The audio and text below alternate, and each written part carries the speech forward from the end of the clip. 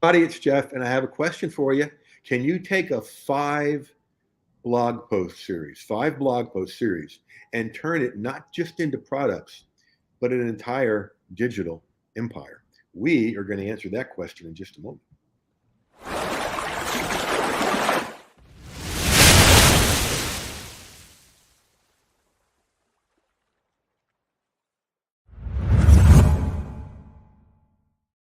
Hey everyone, welcome to episode 77 of the Content Profit Show. This is your host, Jeff, and we're broadcasting live from our virtual studios about 60 miles north of Atlanta, Georgia, in the foothills of the North Georgia mountains. Our guest today is Melanie, and we'll be introducing her in just a moment.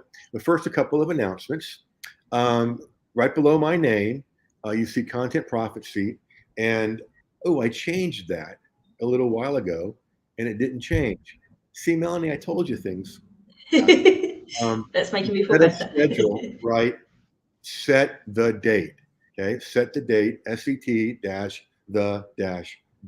That way you can get to do what Melanie's doing today. And guess what?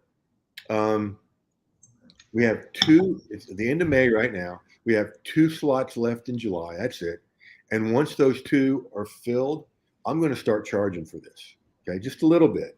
But now's the time to get one of those 2 slots. All right, I want you guys to meet all the way from Spain, our guest, Melanie Chalk. And I was telling her, I said, this must be International Week on the show, because yesterday I interviewed somebody from Tokyo, and we had people from the UK in the audience, and now we've gone to Spain. So this is kind of cool. So Melanie, welcome to the show. Thank you very much for having me, Jeff. It's a pleasure. It's a pleasure. You're going to be a great guest. So tell us a little bit about how you got into what you do. Okay, I'm a writer for a living. I'm a content writer. And I decided to help other new writers who want to start working from home. So it's just predominantly the 2 types of writing that I've done. Writers who want to start working for paying clients, and writers who want to start their own blogs, because they're the 2 things that I know about. So I thought it would be helpful to help them avoid the hurdles that I came up against. Sure. Good for you. Whoops, I apologize. That I usually turn that off. See, I told you there'd be outtakes. Okay. I'm going to answer it. So my buddy Abby can say hi, and she can find out that I'm doing a webinar right now, and I'll catch up with you later. She's all embarrassed now. It's my youngest son's girlfriend. So it'll be fun. Sorry, I love it. See, for those of you that wonder if this is live or not, there's proof. It is. I love your niche, Melanie, because it reloads. Okay, because you're working with people midlife and beyond, and people just gotta keep getting born and get older. It's like back when I was a counseling psychologist, lived in Tallahassee, Florida, which is a state capital. So there was a lot of state workers among my friends, and sitting around one day, and they were, because the governor had changed, and they were talking about what needed to happen for them to keep their job, right? And they were telling me all these things, and I was quiet because mine was so easy. And they said, well, okay, Jeff, you're quiet. How come? What do you need? I said, well, 2 things.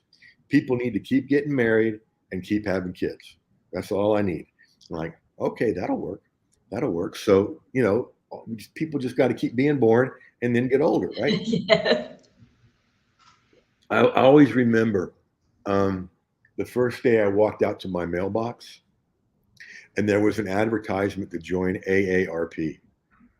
That's right, you're in Spain, American Association of Retired Persons. Okay. Oh. Now, I'm not retired. I never will, because I love what I do too much. But it was like, no, there's no way I'm old enough to get this. It must be for the last person. Rip it up. That's right. All right, so we're going to go over to here, and we'll start with your blog. Oh, you know what? Because we had to go off and come back on, I forgot to put the screen up. See? I told you things happen. It's good. It's making me feel better. There you go. Now, folks, if you're listening to this live or on the replay on the podcast, I'm going to make this very, very visual for you.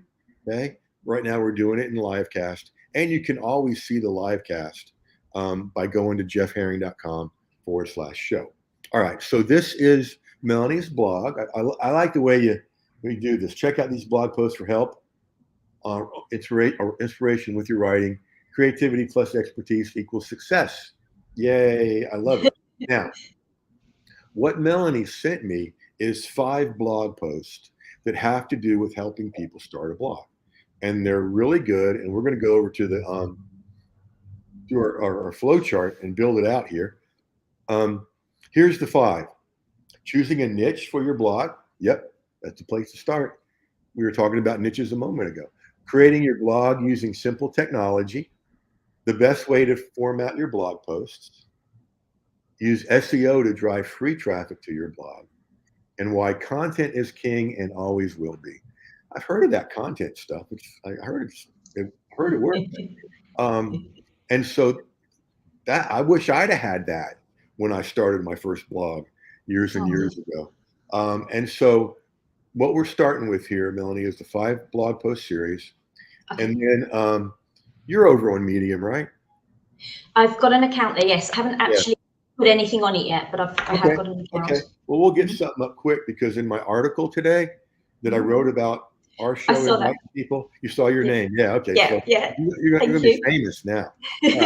So we'll get some Medium traffic or a lot of Medium traffic driving that way. The cool thing is each one of these is an article, or each one actually, there's a concept called topic slicing. And I discovered it when I looked up a website called askthebuilder.com. And this guy was simply a builder, and he took building a house and topic sliced it. He must have maybe a dozen videos on a roof, and so you can come up with a lot of stuff about choosing a niche, creating your blog using simple technology, all that kind of stuff. So you and I are on the same wavelength. I love making it simple. Now, for those of you watching or listening, look up here, get this, okay? These 5 things put together this way allow us to repurpose it into many, many things. Now, does it have to be 5? I know these questions are going to come. Does it have to be 5? No. It could be 3. It could be 7. I wouldn't go much past 7 unless you're going to create a part 1 and a part 2 or 2 whole different topics, okay? Now, does it have to be, there's another question I was going to ask. Does it have to be, no, I don't know. I don't remember. It'll come back. All right. Like in a series maybe? What's that? Maybe, does it have to be in a series? Yeah, it doesn't have to be a series. Really, you can use 3 or 5 or 7 for a series. Oh, I know what it was. It doesn't have to, thank you. You triggered that for me, Melanie, I think. It doesn't have to be a blog. It can be articles. It can be videos.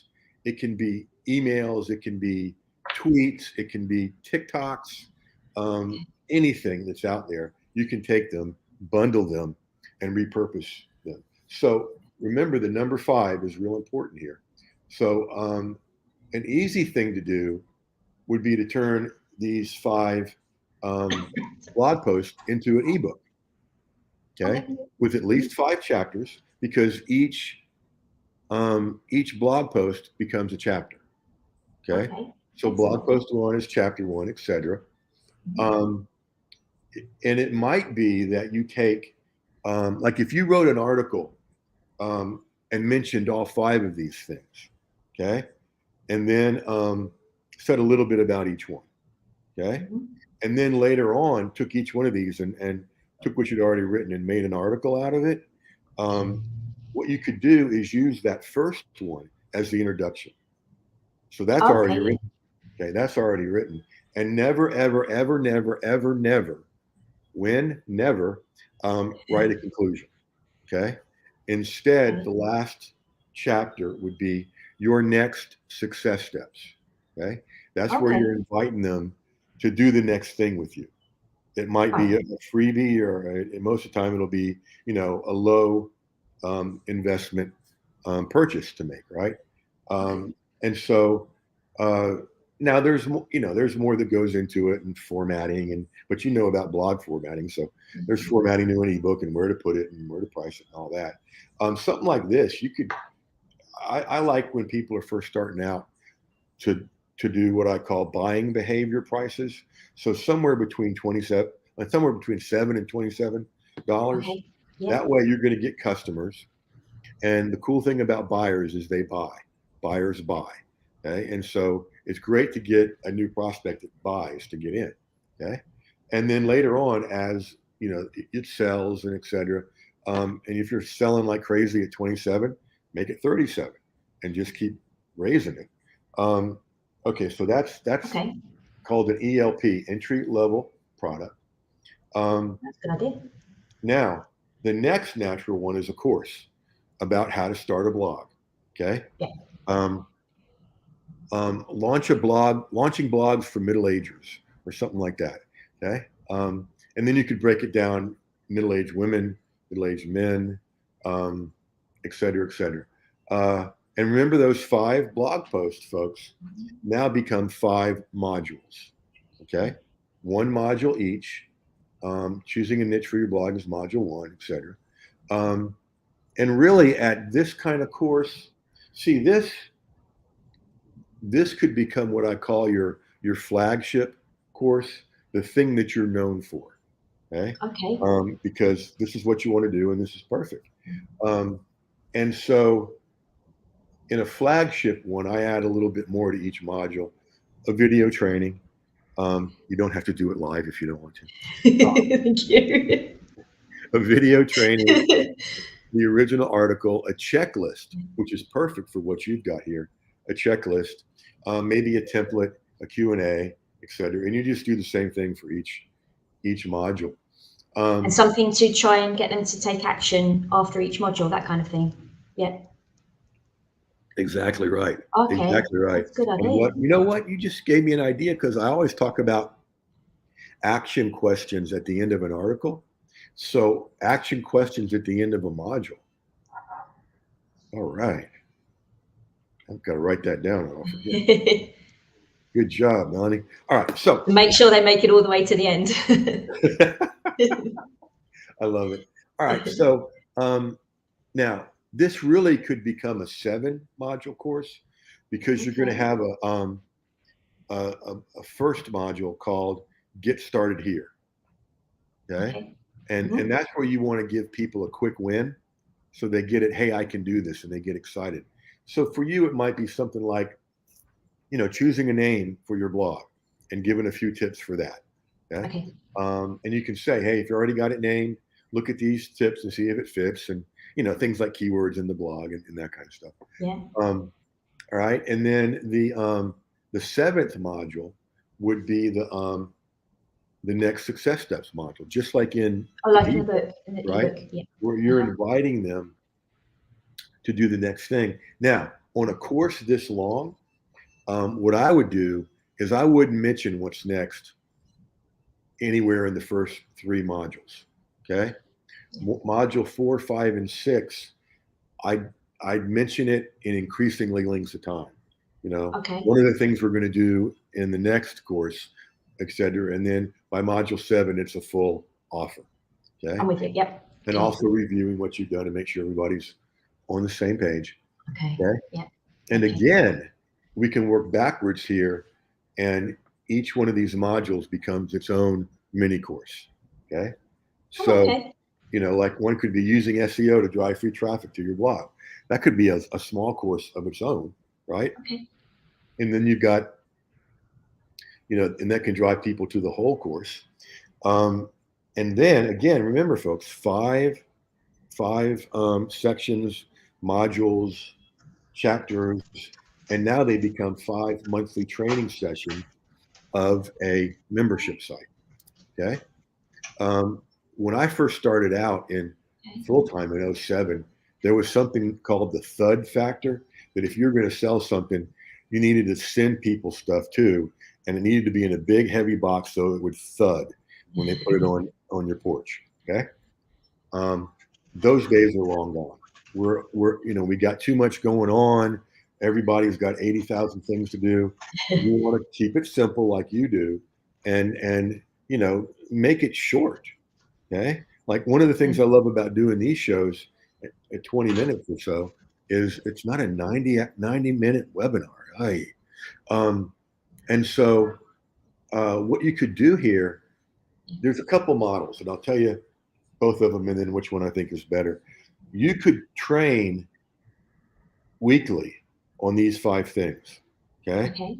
One week, choosing a niche. Second week, creating your blog, and this run that over and over as you get to more stuff, right? And then there's doing the same thing but once a month. Okay. Right. Here's why I recommend doing once a month. Same reason. Our attention spans are less. My first successful, and there were a few membership sites before that one that weren't successful, but my first successful one, I did that. I trained a new piece of content every 5 weeks, and the people that got out, it was always the same reason. I feel overwhelmed. I can't keep up. And I went, okay.